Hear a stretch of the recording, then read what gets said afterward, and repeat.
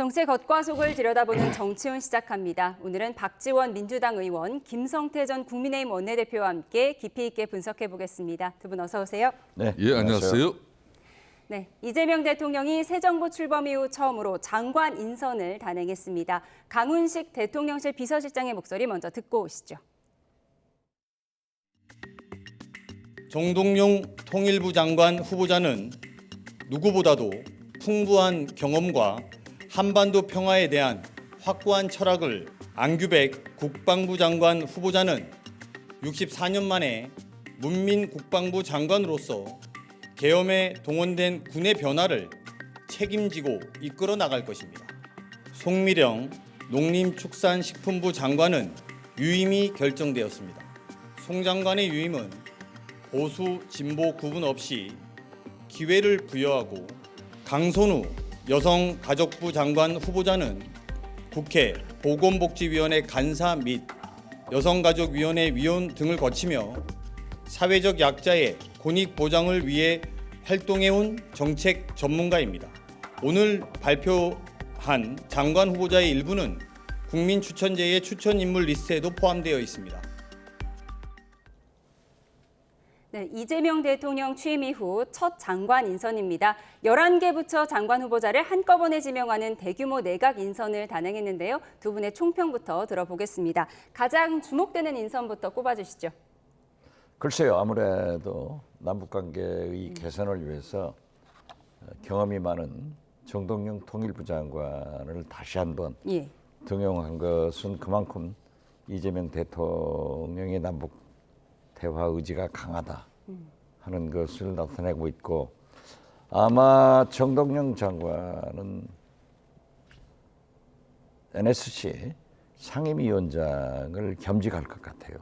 그래서 비중 있게 나갈 것이다 라고 하고, 제가 생각할 때는 정권이 바뀌었는데도 송미령 농식부부 장관을 유임시킨 것은 제가 제 지역구인 해남 그 배추 관계 등 농민들 일을 송미령 장관하고 많이 해봤는데 아는 것도 많지만은 특히 농민에 대한 애정이 굉장히 깊어요.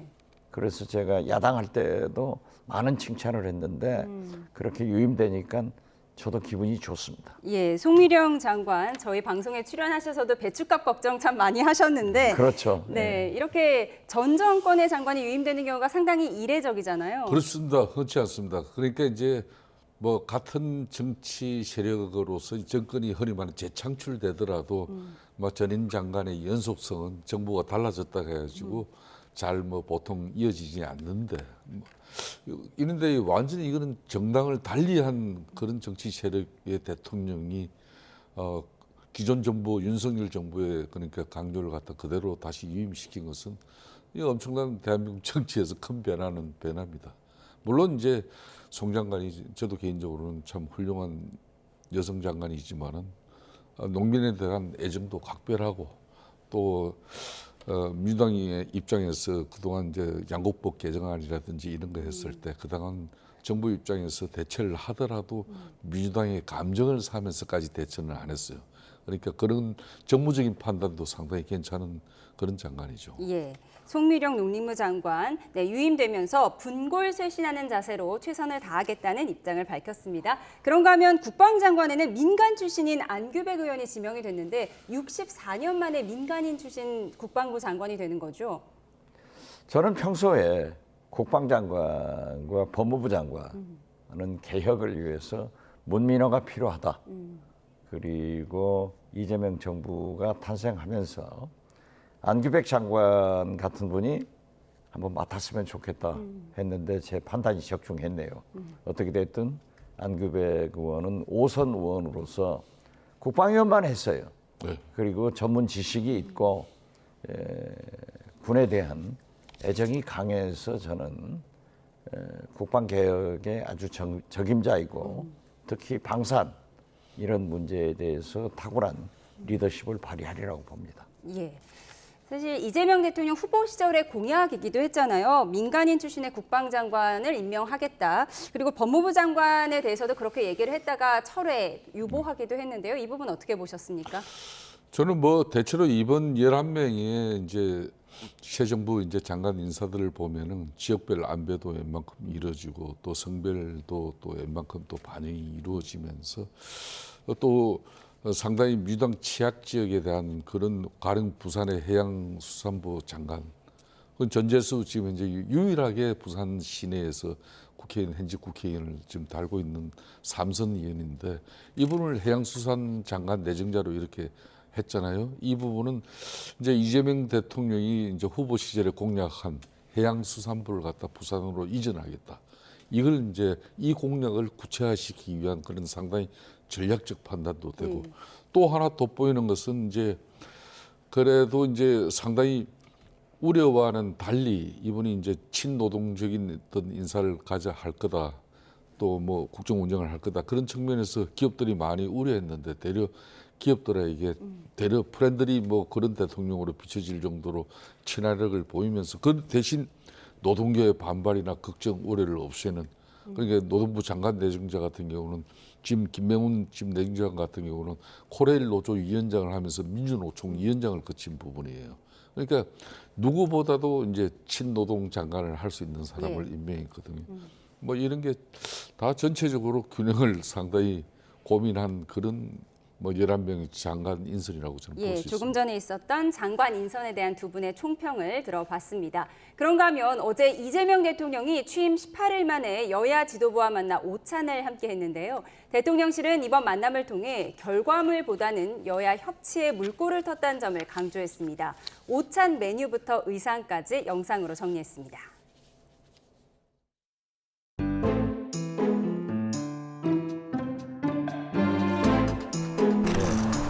손을 한번 잡을까요?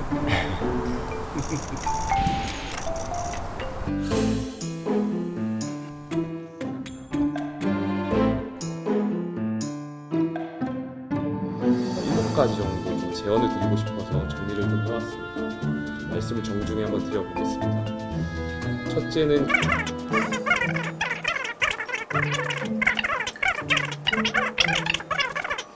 임기가 끝나고 재판을 받겠다는 것을 약속해 주신다면 제가 대통령님한테 드릴 말씀 바래가지고 써가지고 왔습니다. 과도한 거부권 행사, 또 입법권을 침해하는 시행령 통치.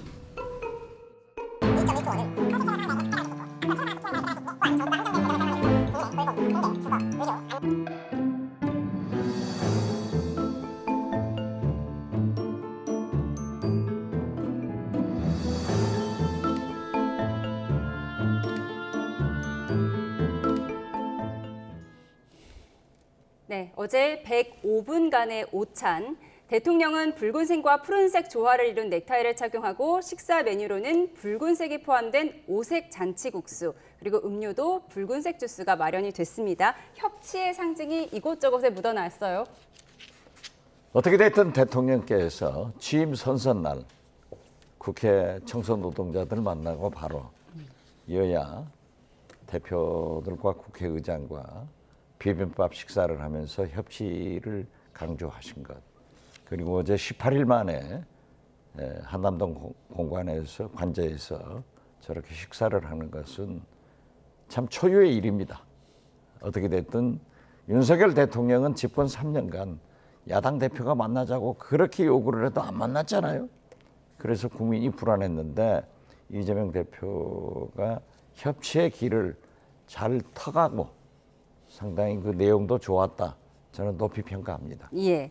그런데 화기애애한 분위기도 잠시였고요. 김용태 비대위원장이 작심한 듯이 이재명 대통령 앞에서 임기 끝나면 중단된 재판 계속 받겠다고 약속해달라 이렇게 얘기를 했거든요. 흰 종이를 꺼냈던 모습이 예전 이재명 대통령의 모습과 좀 비슷했는데 일부러 그랬다고 보세요?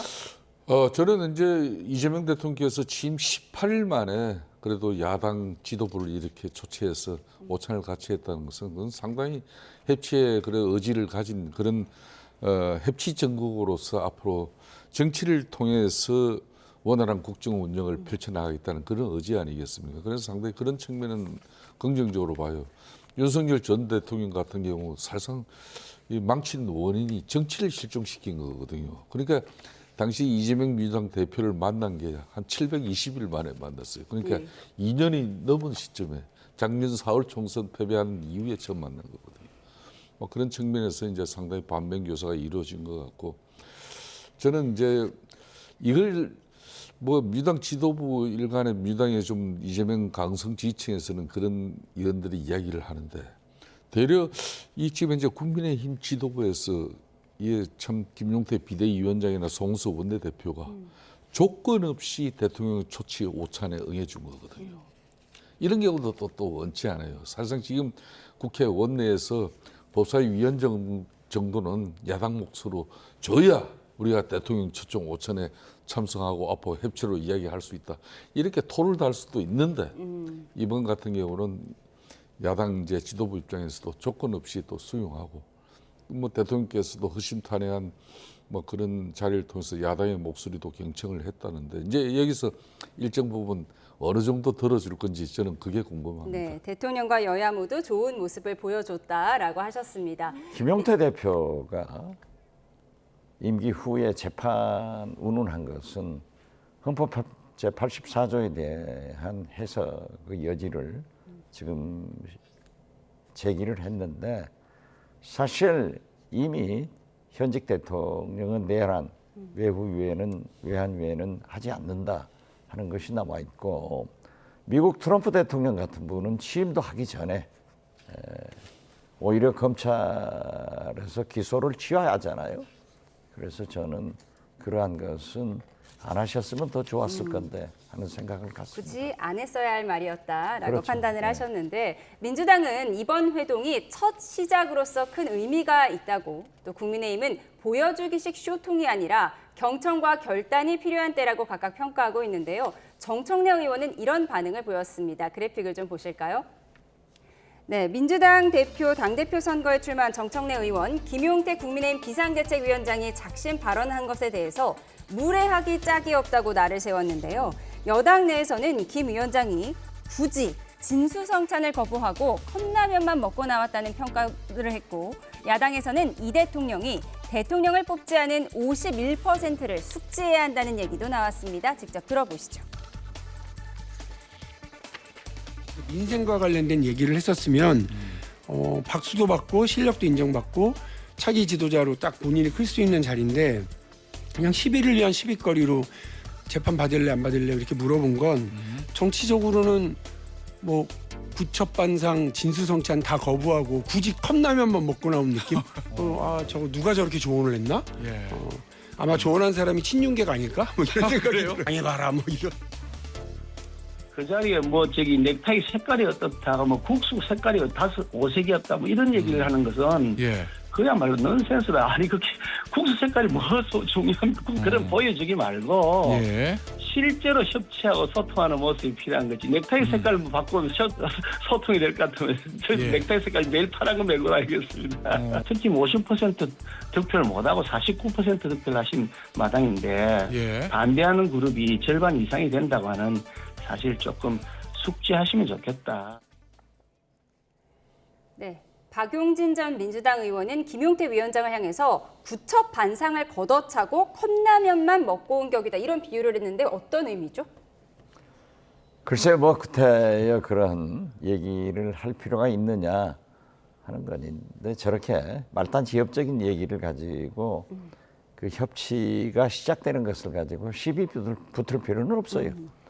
양당이 공히 얘기했지만은 좋은 출발했잖아요. 예.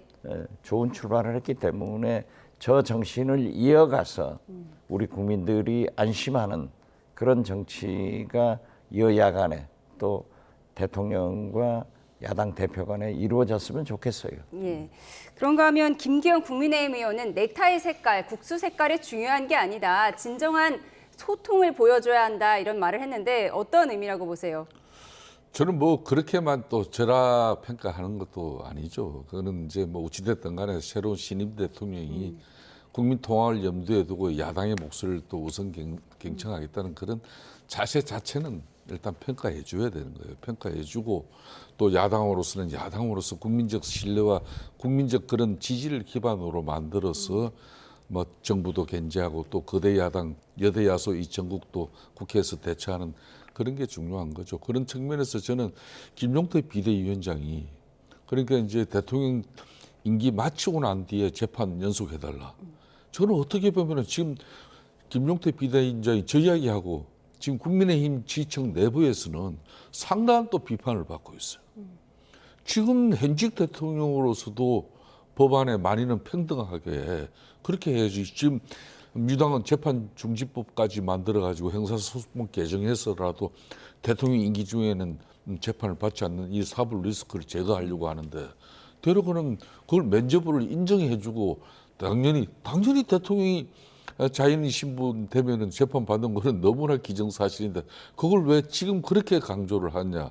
그래서 사실상 이 국힘 내의 강성지청으로부터 엄청난 지금 공격을 당하고 있습니다. 그걸 민주당에 지금 현재 이재명 대통령을 바치려고 하는 그런 뭐 정치 지도자들 세력들 스피커 털어대지만은 그 입장 바꿔 생각이 없어요. 그 35살의 청년 그 비대위원장이 대략 그 말 한마디 날려가지고 이런 지청 이쪽에서는 또 이런 일이 있다는 걸 아시면은 이건 좀 이해가 될 거예요. 네, 재판 중단에 대한 언급이 다른 이유로 양쪽에서 비판을 받고 있는 그런 상황인데 민감한 얘기가 안 나올 수가 없었습니다. 어제 모두 발언에서 말을 아끼던 이 대통령 비공개 오찬 때는 김민석 후보자의 청문회에서 본인의 해명을 지켜보자 이런 입장을 냈다고 하는데 그럼 김민석 후보자 임명 강행하겠다 이런 의미로 봐야 할까요?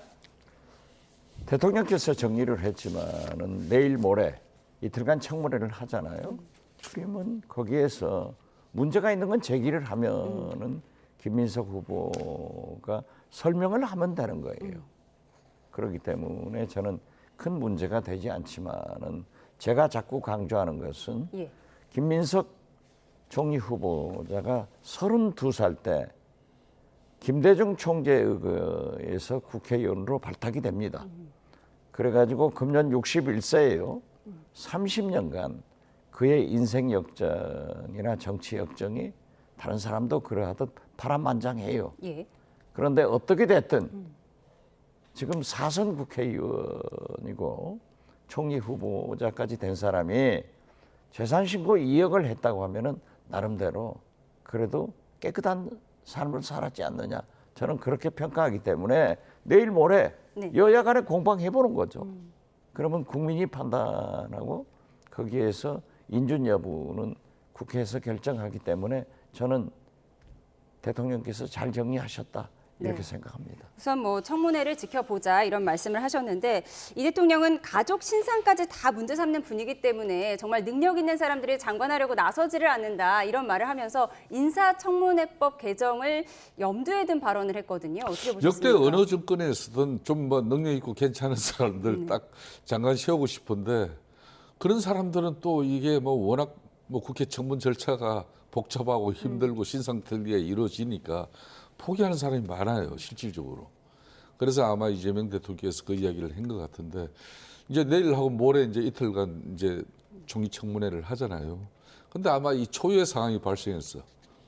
정인이나 참고인 없이 이렇게 국회에서 청문회를 그것도 총리 후보자를 두고 청문회 하는 것도 아마 이번이 처음일 거예요. 그러니까 처음에 저도 뭐 선배로서 국민의힘 지도부에게 그게 이제 이혼한 전처까지 이렇게 국회를 불러가지고 하는 것은 가정사 그러니까 개인 가정사를 이렇게 들춰보는 측면에서 별로 적절치 않다. 다만 그 아들 자제분 미국 코넬 대학교 유학 자금을 어떻게 그걸 보냈냐 이렇게 그런 부분은 대려 예안을 거래하면은 예안 송금하면은 한국은행에 다 그게 연락이 되고 다 그 기록이 남으니까 그 자료 제출을 받으면 되는 거지 굳이 전처를 부를 필요는 없지 않냐. 뭐 그래서 하여튼 저래서 그런지 국민의힘 입장에서도 전처는 정인 채택을 포기했어요. 그 대신 강신성 씨를 비롯한 몇몇 그러니까 1억 4천만 원을 비롯한 뭐 처음에 2002년, 2007년 또 이때 이제 좀 그의 정치 뭐 이렇게 불법 정치 자금으로 뭐 이렇게 좀 문제가 걸려 있고 또 1억 4천만 원의 채무 관계가 돼 있는 사람들 중에 이 사람들이 2020년 김민석 의원이 18년 낭인시갈 되고 국회의원 되고 나니까 후원금을 또 몇백씩, 300, 400, 500씩 막 이래 냈거든. 그러니까 어떻게 채무자가 이자 받을 생각을 안 하고 저렇게 큰 돈을 후원하냐. 이런 정인들인데 그나마 채택이 안 됐어요. 하여튼 내일하고 모레 이제 이틀 동안 우리 대표님 말씀처럼 국민들이 이거는 심판할 거라고 봐요. 예, 인사청문회법 개정과 관련해서 정인들이 채택한 게 안 한 게 초유의 사태가 아니에요. 오늘 우리 이재명 정부 1호 청문 보고서가 채택된 이종석 네. 국정원장 후보자에 대해서도 지난주 청문회를 했습니다마는 증인 한 사람도 채택되지 않았어요. 그리고 사실 국민의힘에서도 공개한 오전 2시간, 비공개한 오후 2시간, 4시간 청문회하고 청문 보고서를 채택해 준다고 했다가 지난주에 안 하고 오늘 해줬어요. 예. 그렇기 때문에 저는 이러한 문제는 국회에서 협의할 문제이고 그래도 이 국민의힘이 이 김인석 총리 후보자의 가정 문제 이런 것을 끝까지 얘기하자는 것은 상당히 성숙한 야당이다. 그렇게 평가합니다. 예, 좋게 평가를 해주셨습니다. 이렇게 김민석 국무총리 후보자 인사청문회를 하루 앞두고 여야 공방이 격화되고 있는데요. 국민의힘에서는 청문회 연장을 넘어 보이콧도 검토한다는 이야기까지 나오고 있습니다. 네, 한번 들어보겠습니다. 그 해에 들어와서 그 해에 쓰면 법적으로 신고하기도 안 되어 있고 그걸 증여세를 내는 것도 아니고 그리고 국회의원 재산 신고에도 안 들어가는 것인데 그때 다 처리한 겁니다. 네, 하지만 국민의힘 연말에 있었던 행사에서 얻은 억대 수익을 그 해에 다 써버렸다는 걸 이해할 수 없다는 입장이죠. 그러면서 출판기념회에서 검은 현금 봉투가 오가는 시대는 종말을 고할 때가 됐다며 책 발간 수익을 정치자금으로 관리하는 내용을 담은 검은 봉투법을 발의하겠다고 밝혔습니다. 그 배경 들어보시죠. 가장 큰 쟁점은 전 딱 하나라고 생각합니다. 출판기념회입니다. 지금 이게 상황이 좀 묘하게 됐는데요. 출판기념회는 원래 국민들이 굉장히 불편해하시는 부분이거든요. 누군지도 모르고 얼마인지도 모르는 돈이 들어오는 것에 대해서 굉장히 불편해하고 항상 정치개혁 방안 중에 1번으로 언급되는 건데 실제 책은 그만큼 안 팔리는 것이고 그러니까 불법 정치자금의 통로가 될 수 있고 네, 내일 시작될 청문회에 증인이 한 명도 없는 사태가 우려되는데 국민의힘은 조국과 김민석의 판박이다 이렇게 주장하고 있습니다. 청문회 보이콧 가능성까지 언급했는데 보이콧하면 어떻게 되는 건가요? 그러니까 이제 정인이 채택 되지 않고 싶어서 된 게 아니에요. 그러니까 이제 이 청문회에서 청문위원들 숫자가 국민의힘 절대적으로 밀려요. 그러니까 이 청문회 간사간 이제 여야간 협의를 했지만은 정인 채택이 그렇게 해서 이제 불발이 된 것이고 그러다 보니까 이제 국민의힘 입장에서는 이 깡통 청문회를 해야 되냐 말아야 되냐 깊은 고민에 지금 휩쓸려 있는 건 사실이에요. 그렇지만은 이제 좀 전에 이제 주진우 위원도 이야기했어요. 과거 지사는 이 정치인들이 출판 기념회 통해 가지고 그 출판 기념회 하면은 책값이 전부 다 현찰로 도르니까 그걸로 가지고 영수증 없이 이제 정치 자금으로 그걸로 좀 쓰던 시절도 있었어요. 아마 김민석 지금 총인 내정자도 그렇게 일부는 지금 해명을 하고 있는데 그 자체도 이제 법이 개정이 돼 가지고 제대로 공직 재산 신고 때 안 하면은 그게 불법 정치 자금이 되거든요.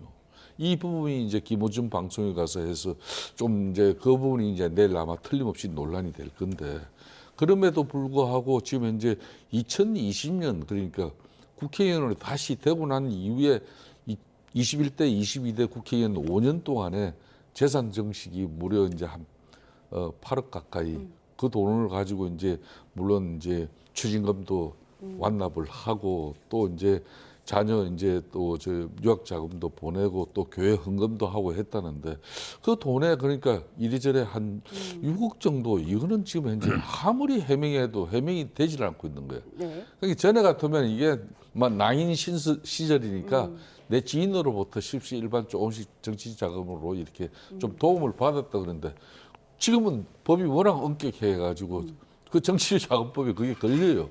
그러니까 김민석 후보가 이러지도 못하고 저러지도 못하고 지금 좀 궁핍한데 내일 저는 해명을 어떻게 할지 한번 지켜보려고 해요. 그러니까 지금도 실정법상에 걸리는 건 아니에요. 공직자의 재산 신고는 연말 기준을 하기 때문에 연초에 연중에 들어온 돈을 연말까지 쓰면은 신고를 안 하게 된다고요. 그리고 지금까지 여야 할 것 없이 정치인들이 출판기념회를 하면은 신고를 안 하게 돼 있습니다. 예. 그렇기 때문에 이제 정치자금법을 개정해서 출판기념회에도 들어오는 것을 양성화해서 선관위에 보고할 수 있는 그런 제도적 개선은 필요하기 때문에 지금 주진희 의원이 말한 검은 봉투법 말씀하시는 거예요? 네, 그러한 것은 아주 좋은 대안을 제시하고 있다. 저는 그렇게 보고요. 지금 개혁은 계속해 나가야 되는 거예요.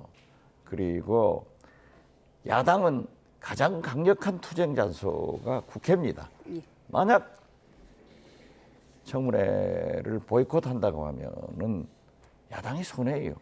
그렇기 때문에 내일 모레 성실하게 하는 것이 야당을 위해서도 좋고 김문석 총리 후보자에게 의견을 자기 견해를 들어보는 것도 기회를 주기 때문에 해야 된다 이렇게 생각하고 만약 안 하면은 일자가 지나면 대통령은 그대로 임명할 수 있는 거예요. 예. 김민석 후보자는 출판 기념회나 부의금, 축의금으로 들어온 비용을 그 해에 다 써버렸기 때문에 재산 신고에서 누락된 것이다 이렇게 얘기를 하는데 지금 국민의힘에서는 연말 기준으로 재산 신고를 하는데 지금 해당 행사들이 11월과 12월에 있었다. 그럼 어떻게 그 해 그 한두 달 안에 수억 원의 돈을 다 써버렸느냐 이렇게 반박하고 있거든요. 그거야. 자기가 부채가 있었으면 그때 갚아버리면은 다 쓸 수도 있는 거죠. 그렇기 때문에 그러한 것이 위법이다. 지금 현재는 아니죠. 그러나 위법, 뭐 합법 이것을 떠나서 우리가 정치 개혁을 하는 데는 투명해야 되기 때문에 아까 말씀한 대로 그러한 법을 개정해서 투명하게 하자 하는 것은 아주 좋은 건설적인 아니라고 생각합니다. 특히 이제 이 총리 내정자 같은 경우는 박근혜 정부 시절 같은 경우에는 정홍 당시 총리가 사퇴하고 난 이후에 총리 두 사람을 갖다 지명해가지고 국회 청문 절차를 거치는데 두 사람 다 낙마했어요. 그 한 사람이 안대희 전 대법관이고 한 사람이 문창극 이분 아실 겁니다. 그렇게 해서 국민 정서에 맞지 않는 이 국회에서 청문회 과정에서 국민적 이해와 동의를 구하는 그런 해명이 이루어지지 않으니까 결국은 박근혜 전 대통령도 임명을 하지 못했었어요.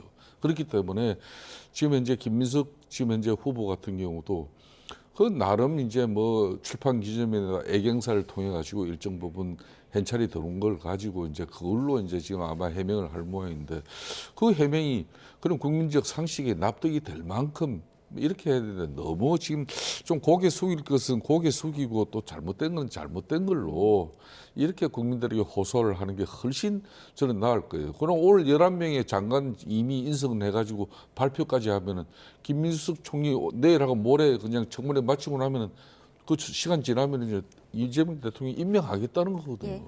잠시만요. 저희가 방금 들어온 속보가 있어서 전해드리겠습니다. 네, 이재명 대통령이 오늘 첫 수석 보좌관 회의를 열고 중동 사태 대응책 마련에 나섰는데요. 브리핑 들어보겠습니다.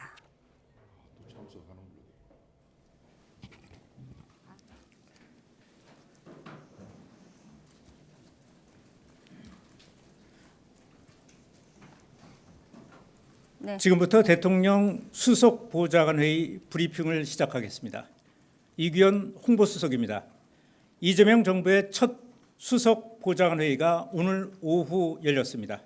이날 회의에서는 국가안보, R&D 예산 배분, 소상공인 자영업자 대책, 사법제도 개혁 등 모두 11건의 현안이 대통령께 보고됐습니다. 이재명 대통령은 경제 안보와 관련해서 좀 더 능동적이고 신속하게 관련 대책을 수립하라고 지시했습니다. 또한 R&D 예산 배분과 관련해서는 예산 집행의 효율성이 무엇보다 중요하다고 강조하셨습니다. 이와 함께 연구 자율성을 높여가라고 주문하셨습니다. 소상공인 자영업자 대책에 관해서는 채무 부담을 줄여줄 수 있는 과감한 대책을 주문하셨습니다. 대통령께서는 실장이나 수석 비서관뿐만 아니라 해당 실무자도 함께 회의에 참석해 촘촘하고도 신속한 대책을 세워달라고 당부하셨습니다. 이상입니다.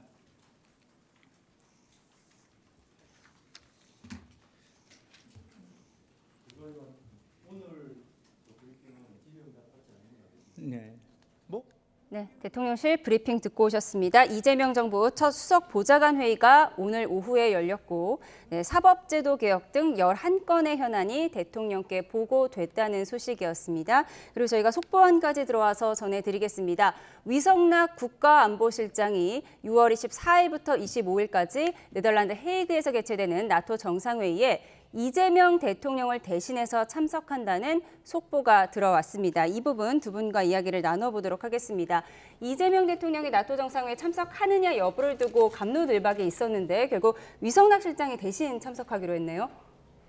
글쎄요, 저도 G7이나 대선 과정에서도 나토 정상회의에 대통령께서 가시는 것이 다자 외교를 위해서 필요하다. 그리고 특히 이번에 가시면은 우리가 내란을 종식시키고 민주주의 국가로 다시 나서는 그러한 모습을 세계 만방에 보일 수 있지 않느냐라고 했는데 지금 잘 아시다시피 트럼프 대통령이 이란을 공격하고 지금 복잡하잖아요. 그리고 일부 보도에 의하면은 트럼프 대통령이 이번에 나토에 정상회의에 참석하더라도 2시간 반 정도만 체류한다. 그런 거 보면은 가서 한미 정상회담이 또 캐나다 G7처럼 어려워지면은 구태여 가실 필요가 있을까? 그런 것을 좀 고려했지 않는가 이런 생각하는데 네.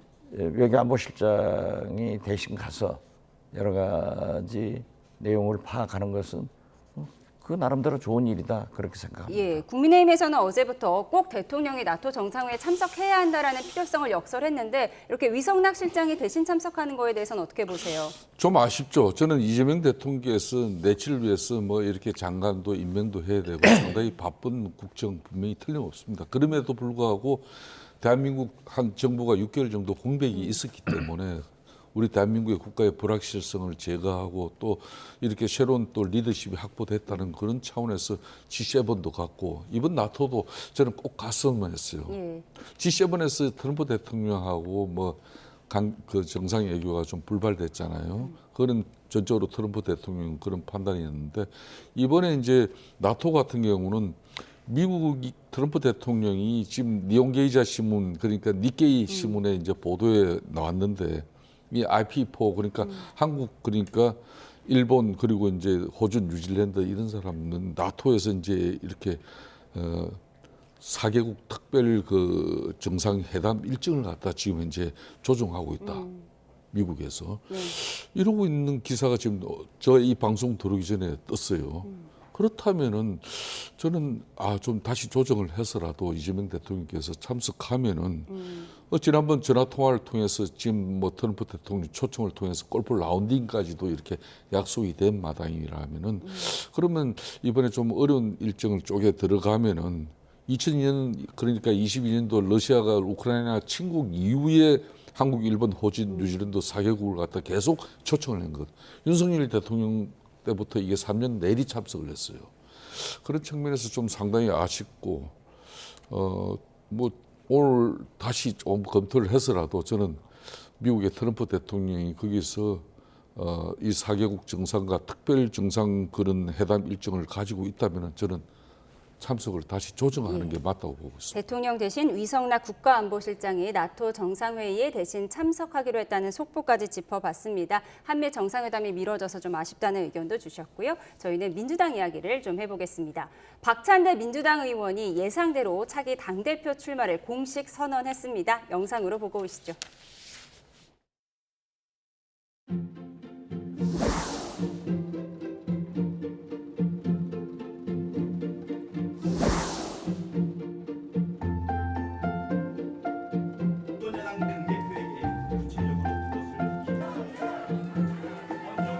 이재명 대통령이 약속한 이재명 정부의 성공에 민주당의 모든 역량을 이재명의 위기는 곧 박찬대의 위기였고 국회의원과 당대표 출마 그리고 연임 등 이재명의 도전은 곧 박찬대 박찬대의 도전이었습니다. 지금까지는 이재명이 박찬대의 곁을 지켜줬지만 이제부터는 박찬대가 이재명의 곁을 지켜줘야 한다고 함구했습니다.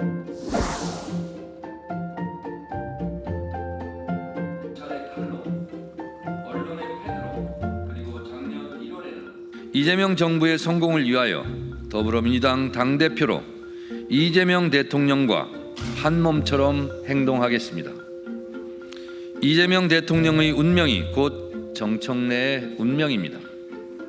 이재명이 정청래이고 정청래가 이재명입니다.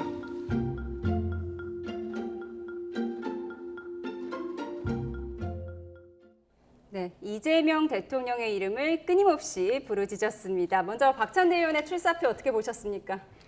글쎄요, 며칠 전에 광주 전남 의원들이 사실상 해단식 모임이 있었는데 거기에 왔더라고요. 그래서 그 의사표시를 하는 걸 보고 아 출마하는구나 라고 했고, 정청래 의원은 며칠 전에 이미 발표를 했기 때문에 두 사람 다 네. 이재명 대통령과 친명입니다. 찐명입니다. 네. 그렇기 때문에 저는 누가 대표가 되더라도 이재명 대통령의 성공을 위해서 함께 일할 사람들이기 때문에 저는 두 분 중에 한 분이 잘 되겠죠 뭐. 이재명 대통령의 곁을 지키겠다 오늘 이렇게 출사표를 던졌는데 박찬대 의원이 이런 말을 했습니다. 정청래 의원은 스타 플레이어고 본인은 플레잉 코치다 이렇게 비유를 했는데 어떤 의미죠? 그러니까 일정 부분 정청래 의원 같은 경우는 말 당대표 되면은 자기 정치를 일정 부분 가져갈 것이다. 그런데 이제 박찬대 원내대표 같은 경우는 자기가 당대표 출사표 이 자체가 전적으로 이재명 대통령을 위한 나는 출사표다. 그렇게 정리되는 건데 두 사람 다 뭐 민주당 내에서 이재명 대통령 만들기 위해서 가장 충성스러운 그런 의원들이기 때문에 과연 이제 당원들과 국민들의 선택이 어떻게 될지 그것도 궁금한 거죠. 이것도 아무도 모르는 거예요. 네. 이거는. 네. 제3자가 보기엔 둘 다 친명인데요. 정청래 의원이 레이스 초반에 강성 지지층에게 수박으로 몰려서 곤혹을 치렀다 이런 얘기도 들리더라고요. 뭐 전당대회를 하면은 당내 경선이기 때문에 찬반이 엇갈리고 그러한 비난 정도는 나오게 됩니다.